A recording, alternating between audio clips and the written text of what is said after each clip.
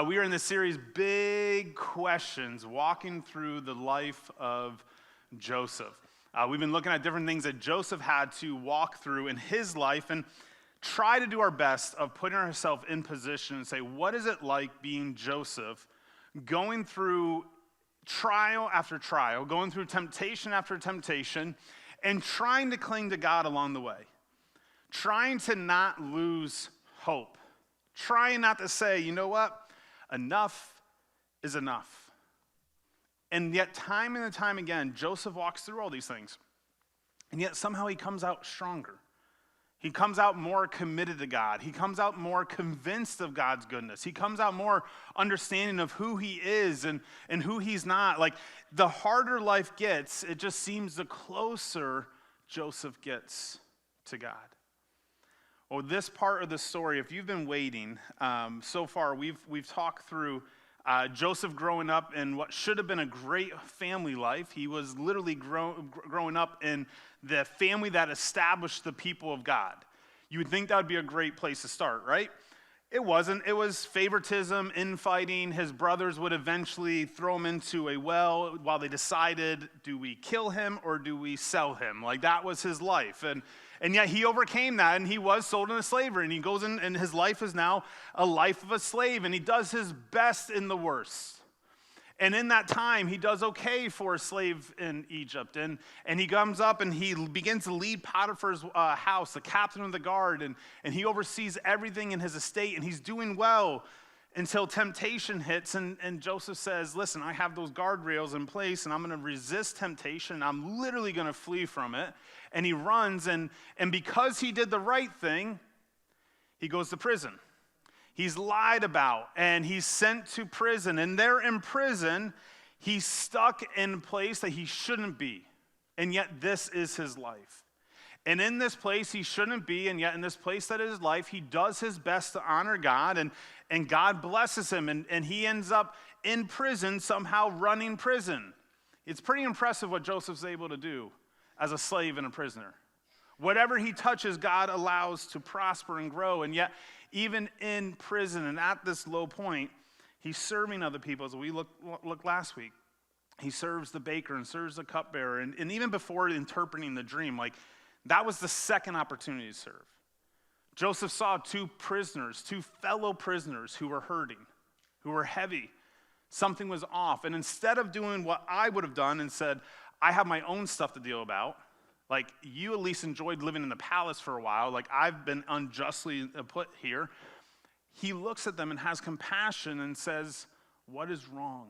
And he engages hurt, and he engages people in need.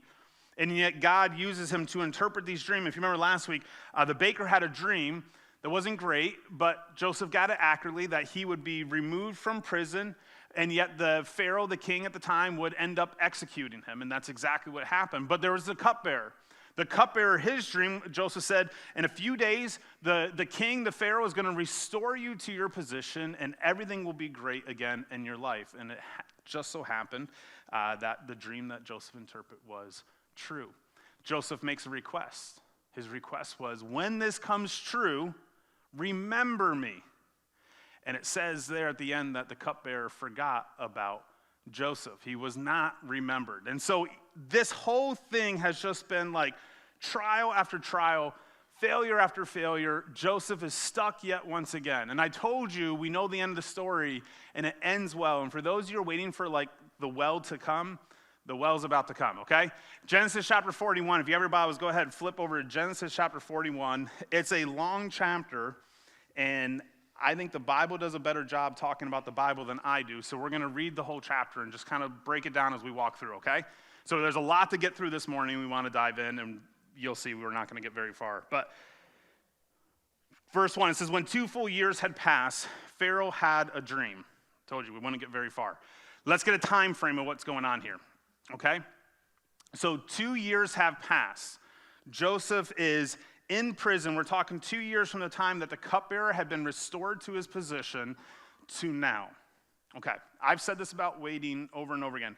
It doesn't matter if it's an hour or a year or 10 years. When you are waiting for something that you care about, it's all forever. Like, time is meaningless when you have a need that needs to be resolved. You're waiting for something exciting. If you're a little kid on Christmas Day, like, you can't wait to get to that. Time is irrelevant. When you care about something, or when you're stuck and you can't get out of it, you can't wait for this to be resolved. You can't wait for the other side. So he's in here for 2 years that probably felt like 20 years. He's stuck in prison. But we get a little bit more of the time frame of where he's at here. If you look in verse 46, after this good thing that's about to happen takes place, it says Joseph was 30 years old at this time. So we have Joseph being 30 years old, feeling like he's 60 at this point probably. And if you go back into the beginning of the story in Genesis chapter 37, verse 2, it says Joseph, a young man of 17, was tending the flock with his brothers. So we have Joseph at the beginning of the story in Genesis 37 being 17. Joseph here in Genesis 41 is 13 years, okay? This has been a really tough decade for Joseph. This has been a tough decade. Can you imagine where Joseph thought he would have been at age 30 when he was 17 years old? He has his father's blessed robe. He has authority that technically his birth order shouldn't have. He had favor that he shouldn't have. He had everything in front of him. And if you told him at age 30, you're going to be in prison in Egypt, Joseph would be like, that's not my future. And yet here Joseph is in Genesis chapter 41, verse 1. He is stuck in prison. Joseph's life is not going the way he thought it would. But it goes on. It says he was standing, when 2 years had passed, Pharaoh has a dream. He was standing by the Nile when out of the river they came up 7 cows, sleek and fat, and grazed among the reeds. After them, 7 other cows, ugly and gaunt, came up out of the Nile and stood beside those on the riverbank. And the cows that were ugly ate up the 7 sleek, fat cows. And then Pharaoh woke up. Now remember, we've been talking about dreams a lot here. It started out, Joseph had a dream. Remember his dream? Pretty much, one day, you, my brothers, will bow down to me. One day, you, my brothers, and you, my father, will bow down to me. Starts with a dream. Last week, we look at more dreams, and you have the cupbearer and the baker. They have their dreams. Dreams were a significant part of life in that time.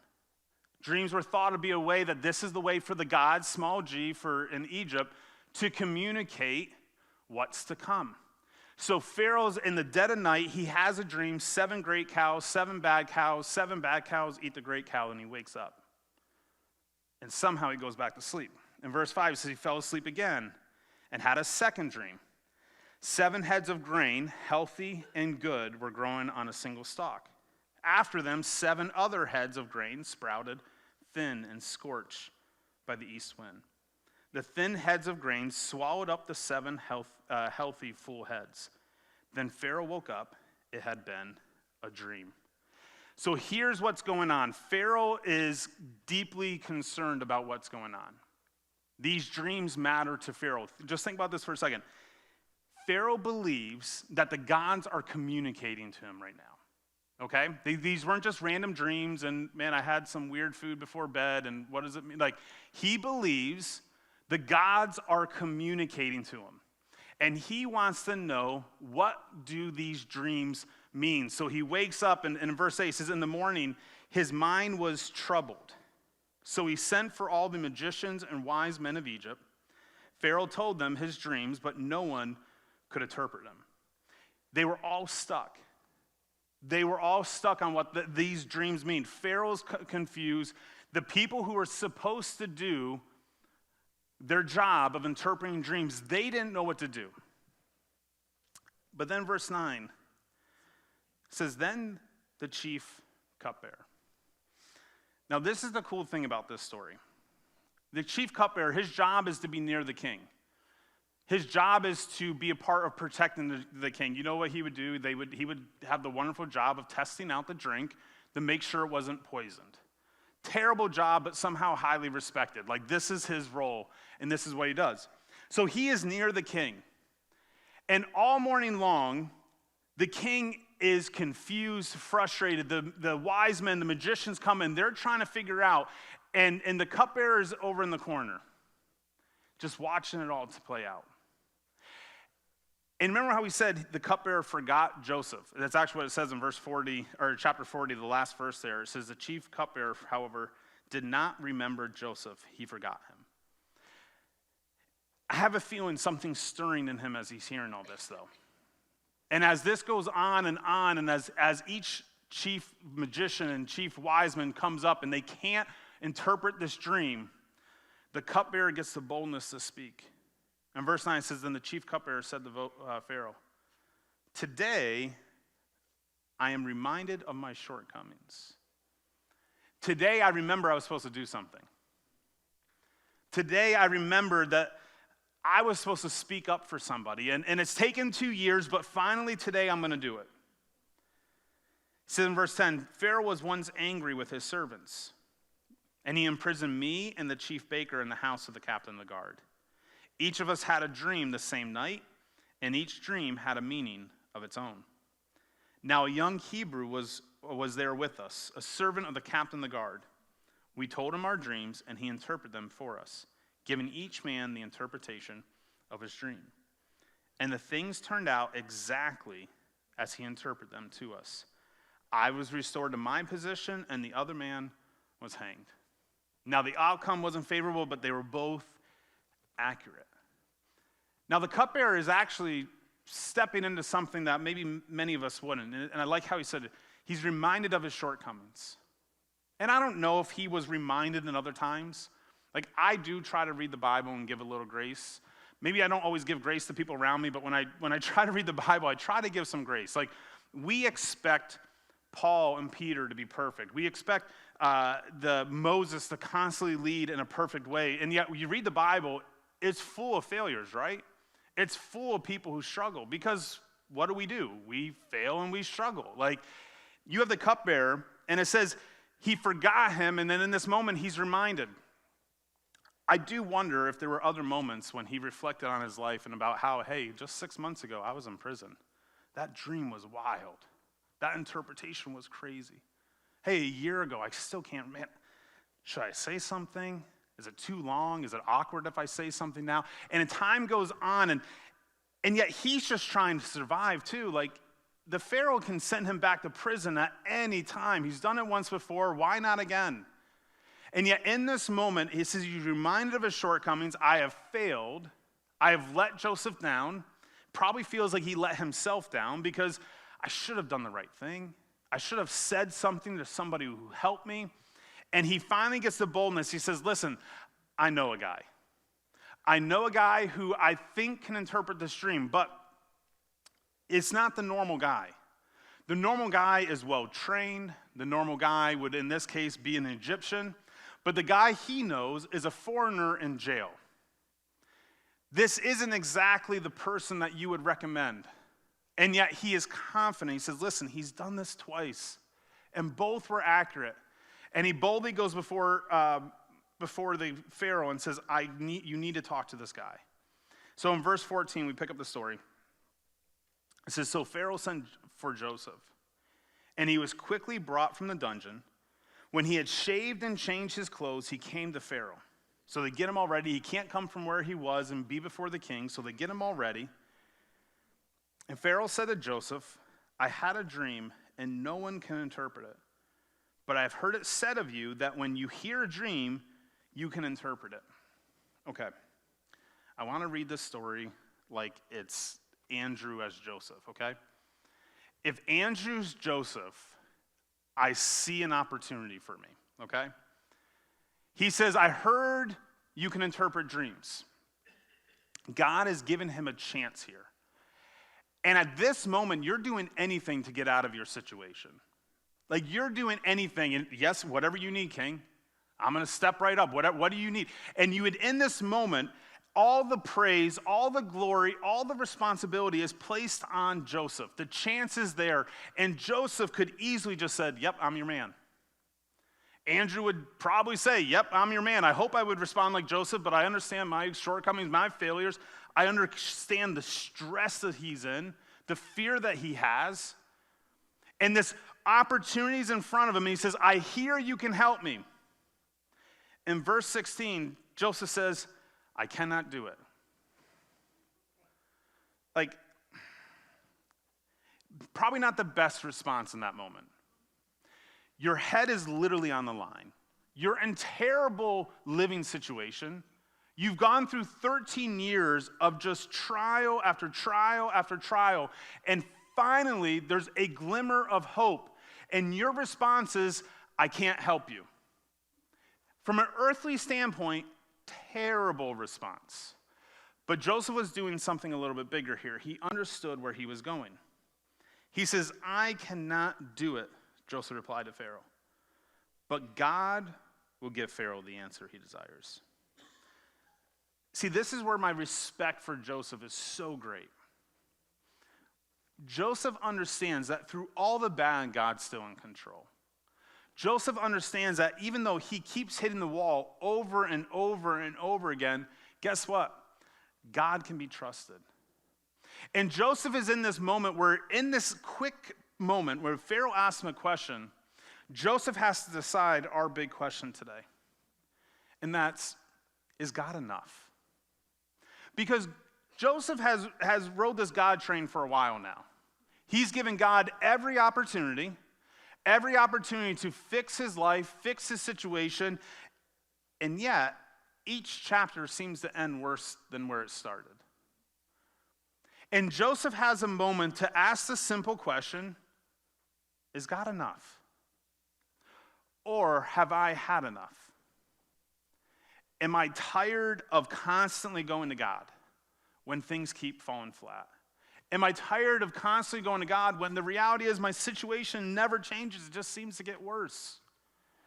And Joseph's in this moment and he goes, can you interpret this dream for me? And he says, I cannot do it, but I know the one who can.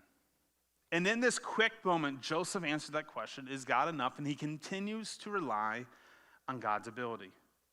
He says, I cannot do it, but God, big G God, my God, the God of the Hebrews, my God, will give you the answer he desires.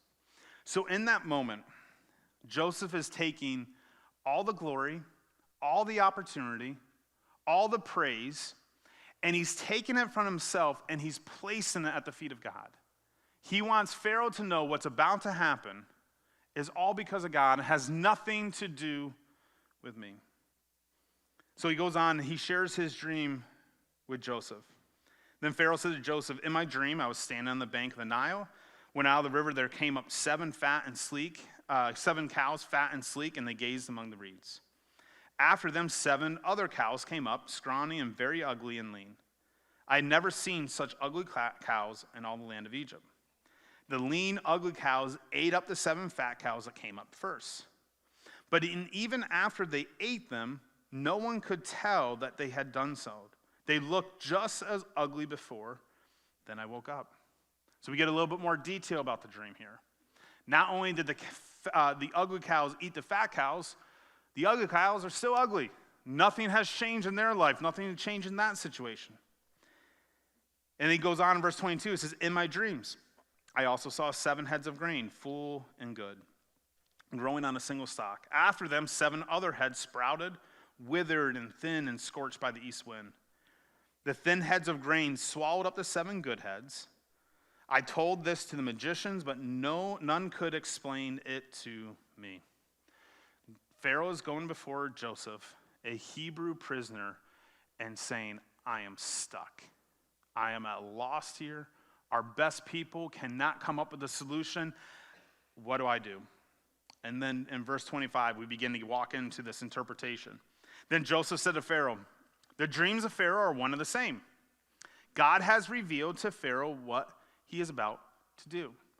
You're perplexed, you woke up in a panic, all these things, because you thought the gods were trying to tell you something. It is true, but it is the God, the one true God. He is telling you what is about to happen before you. The 7 good cows are 7 years, and the 7 good heads of grain are 7 years. It is one and the same. The 7 lean, ugly cows that came up afterwards are 7 years, and so are the 7 worthless heads, grain scorched by the east wind. They are 7 years of famine. It is just as I said to Pharaoh. God has shown Pharaoh what he is about to do. 7 years of great abundance are coming throughout the land of Egypt, but 7 years of famine will follow them. Then all the abundance of Egypt will be forgotten, and the famine will ravage the land. The abundance in the land will not be remembered, because the famine that follows it will be so severe. The reason the dream was given to Pharaoh is in two forms, is that the matter has been firmly decided by God, and God will do it soon. He's saying these dreams of yours, they're there to verify each other, give you confidence that what is about to happen is about to happen. And he says this is what's going to take place. For the next 7 years, Egypt is going to experience something that Egypt has never experienced before. There is going to be abundance, and you'll see what I'm talking about in a minute. There's abundance on top of abundance on top of abundance. And it will be the best 7 years that anybody could ever remember. But the 7 years after it will be so severe that nobody will remember the best days. It will be that fat, ugly cow that the ugly cow that eats up the fat cow, and nothing changes. He's still scrawny, he's still ugly, he still looks like he's about to die. That will be your life here in Egypt. 7 great years, 7 awful years. See, dreams weren't just given to show off God's power here. But in this moment is also to declare God's purpose. God is going to do something special in Egypt through Joseph, through Pharaoh. He's going to do something. And this dream that he's given, these 2 dreams that are given here, are to declare God's purpose that will take place. Now, Joseph goes a step further. He puts his neck on the line a little bit here. Not only does he have the boldness to speak up, but he goes and he gives a suggestion that was not asked for by Pharaoh, and yet he gives it anyway. So he says in verse 33, he says, "And now let Pharaoh look for a discerning and wise man and put him in charge of the land of Egypt. Let Pharaoh appoint commissioners over the land to take 1/5 of the harvest of Egypt during the 7 years of abundance. They should collect all the food of these good years that are coming and store up the grain under the authority of Pharaoh to be kept in the cities for food. This food should be held in reserve for the country to be used during the 7 years of famine that will come upon Egypt, so that the country may not be ruined by this famine."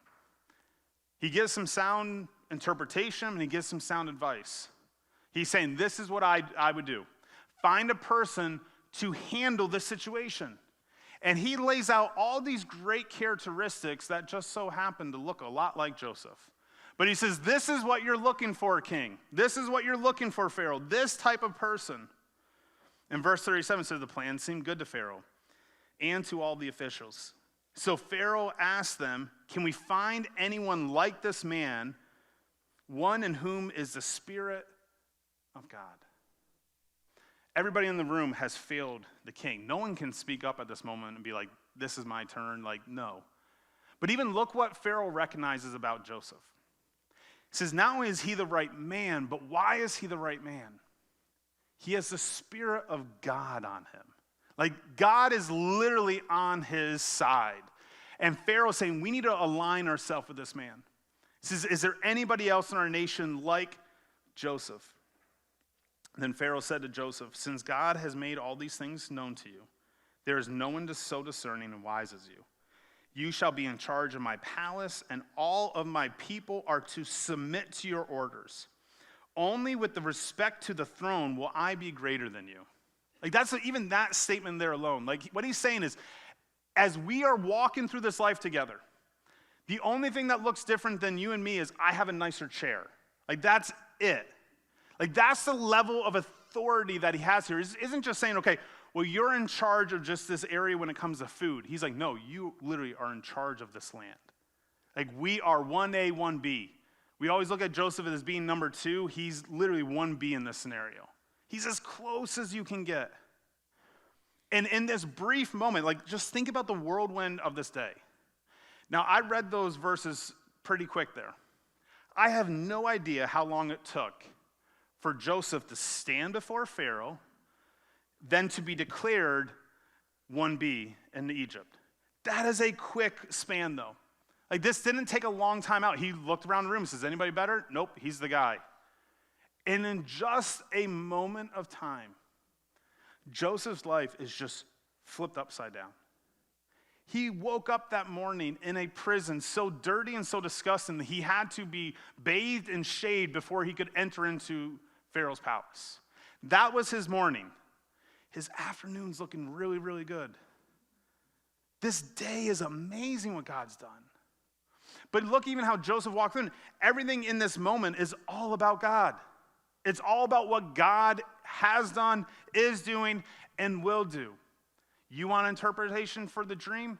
That's not me, that's God.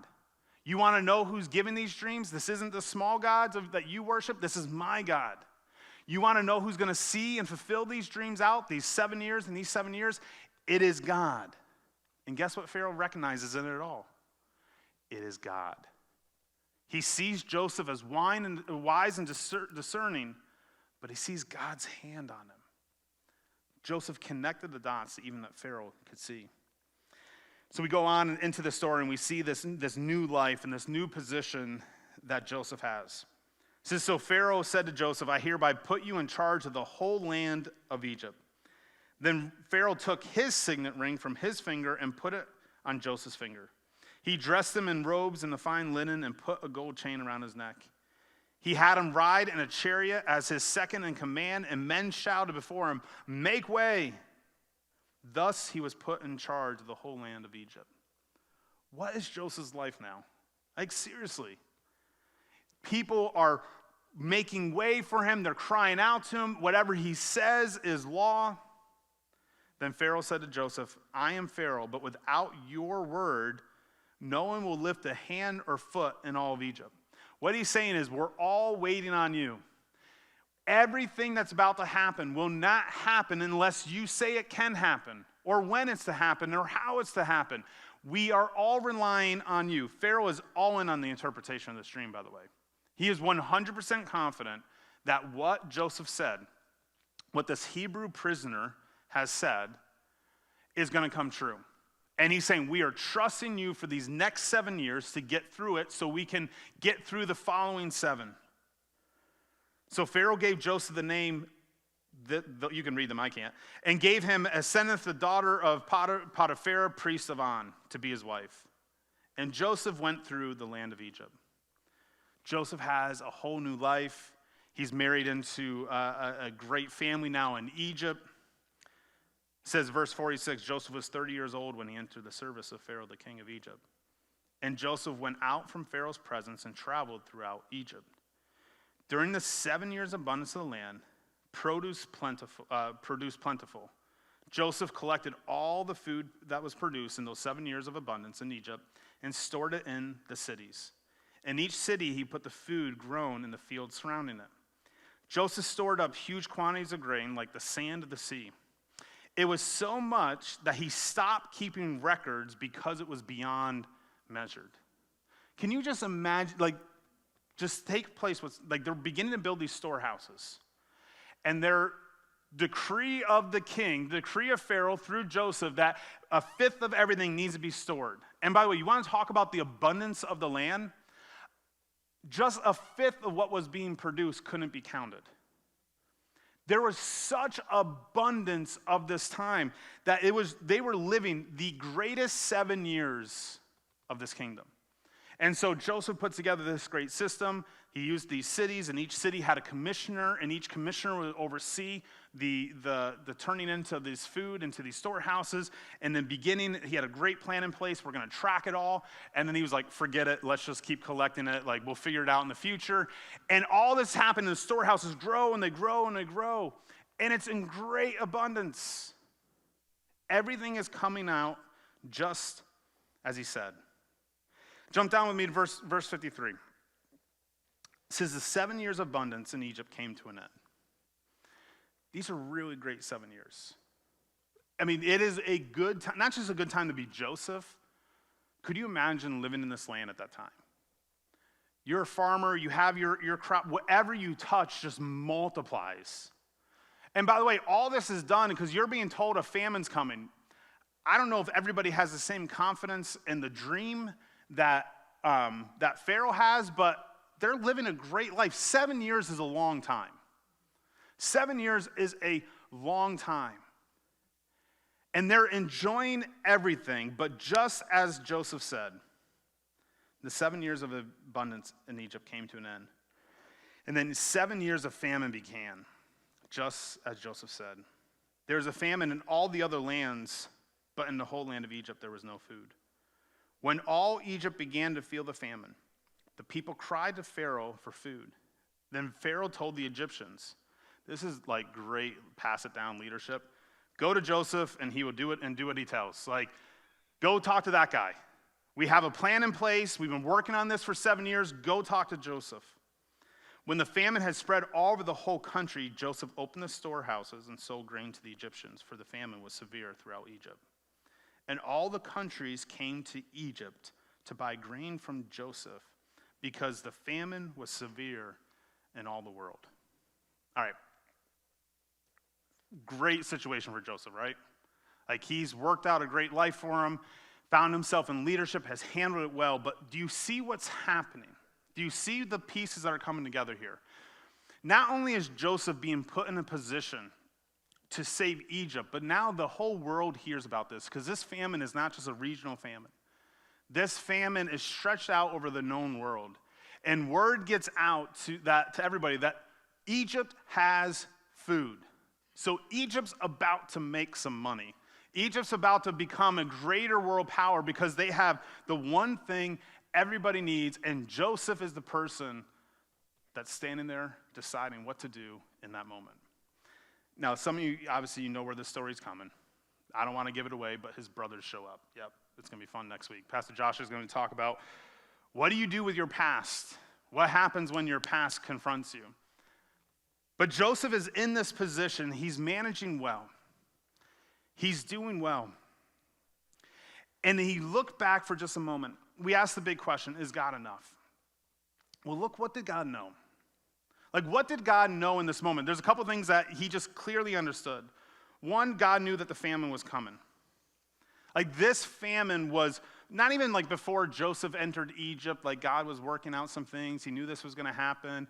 Like, no, this, before the creation of the world, God understood that there was going to be a 7-year famine that was so severe for the world that something had to be done. God knew that this would happen. God also knew that Joseph was the right person.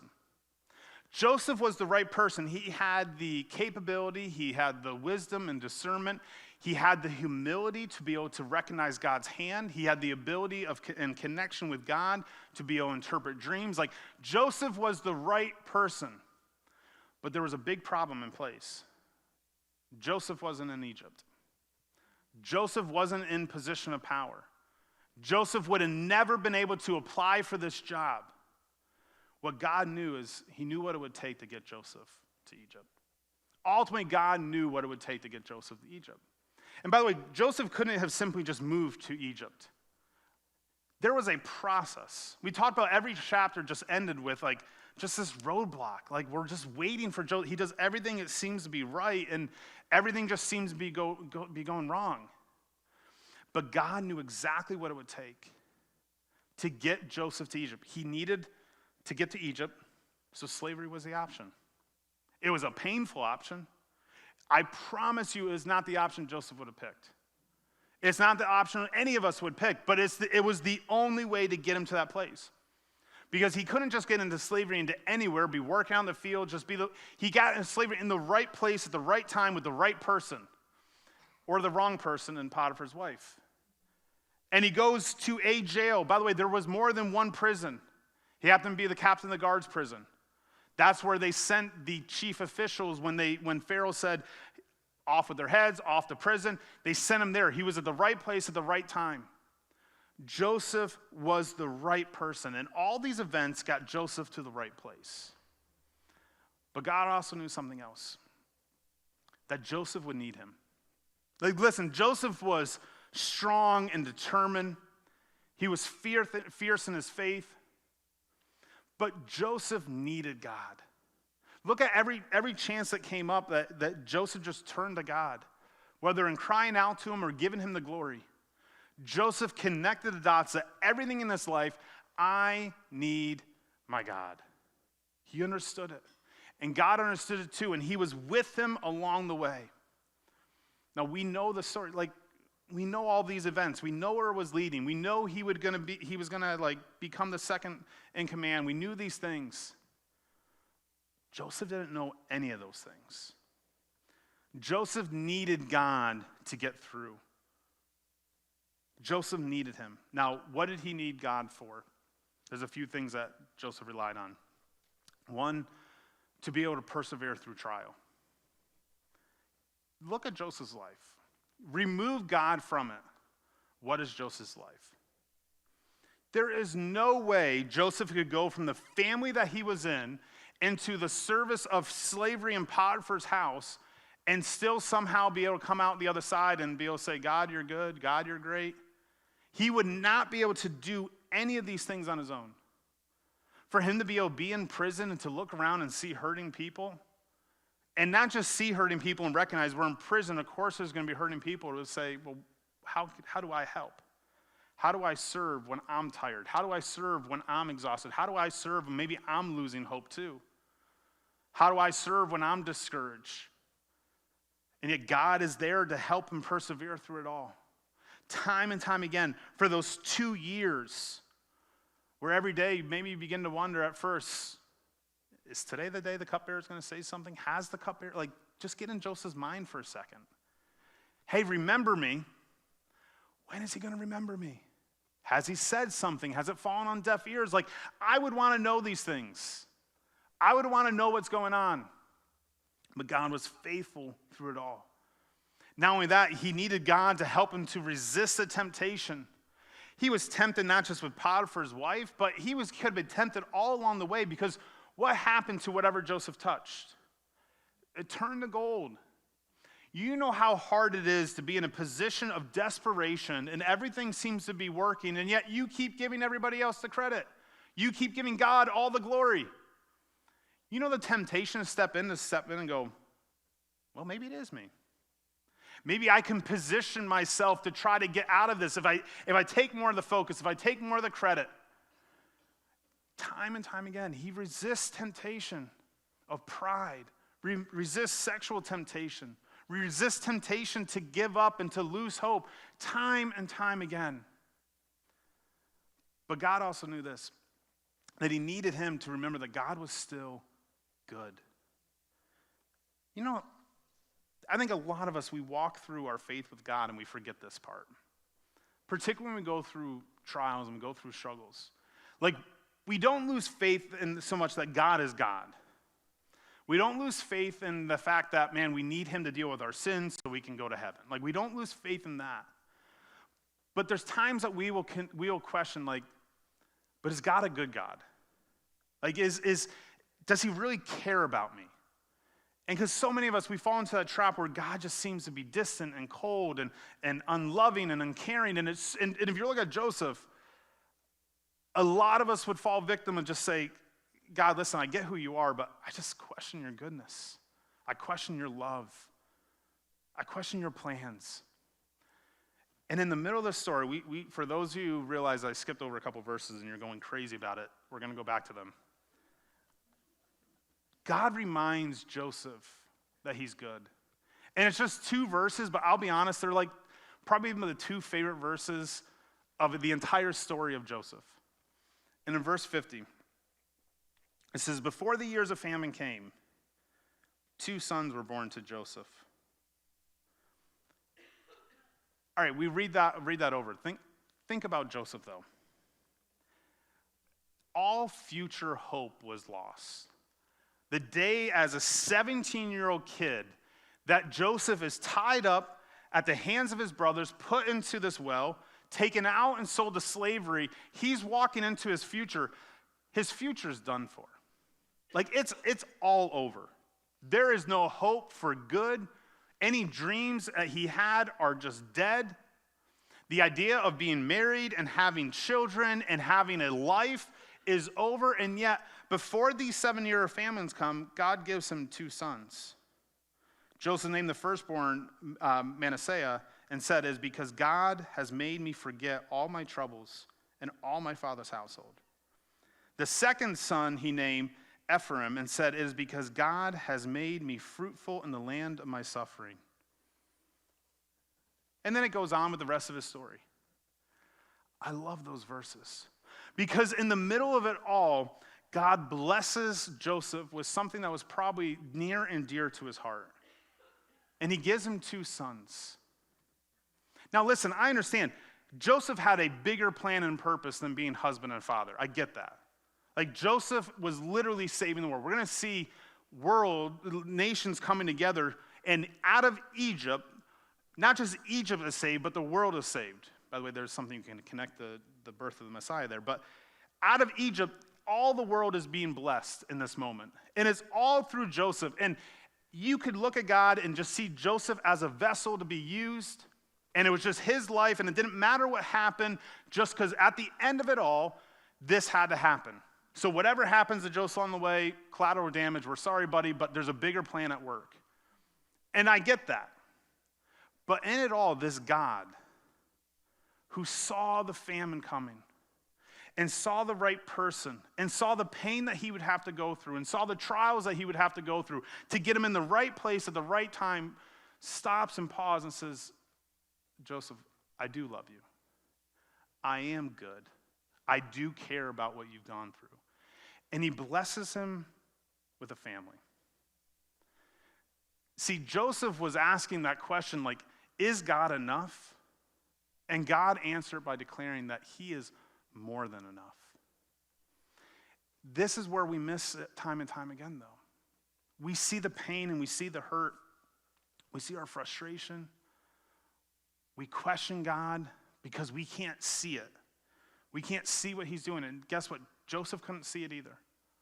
Joseph in the prison, Joseph in Potiphar's house, Joseph on his way to Egypt, Joseph being talked about by his brothers. Do they kill him or do they sell him?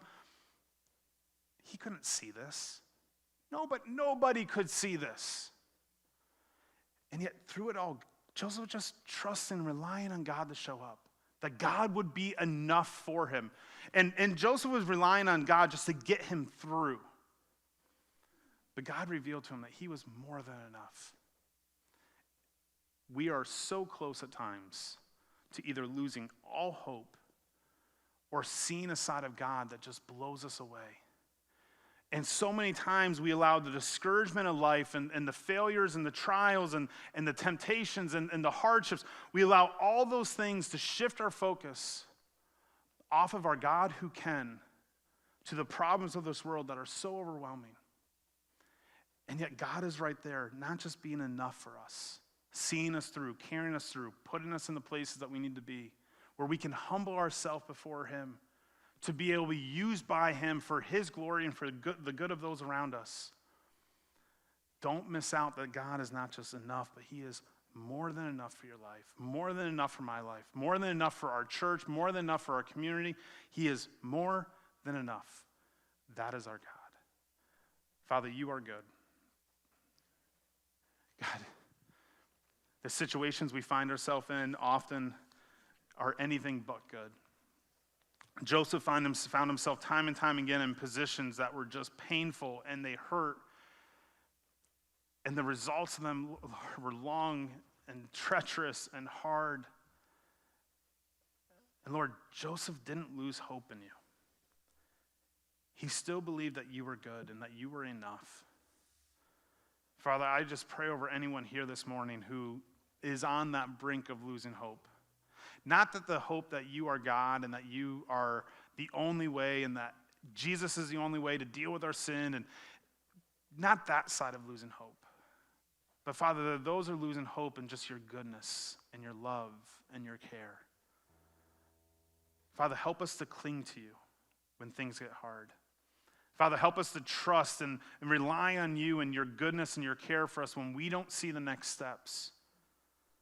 Give us a faith of Joseph Give us a desire to honor you in all that we do like he had, Father. So, Father, we can look back and then we can declare that you are more than enough. Father, because you are good and you are worthy of our worship, you are worthy of our life, you are worthy of it all. We love you and praise you in Jesus' name. Amen.